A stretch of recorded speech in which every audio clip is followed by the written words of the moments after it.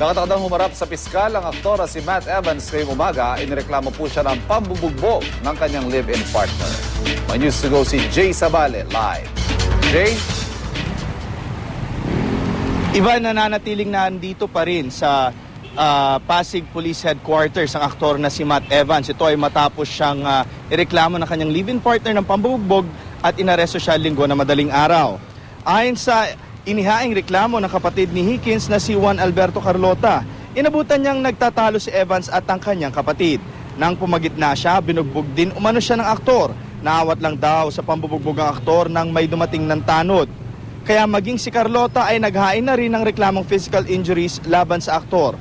Batay sa inisyal na investigasyon ng pulis, nakainom ang aktor nang bugbugin ang live-in partner Sabado or linggo na madaling araw. Nakatakdang humarap sa piskal si Evans anumang oras ngayong umaga. Samantala, ayon naman sa mga nakaduting pulis, nagbigay ng instruction sa abogado ni Evans na huwag payagang pakuna ng video ang aktor at ipinagbawal din ang mag-interview kay Evans ng media.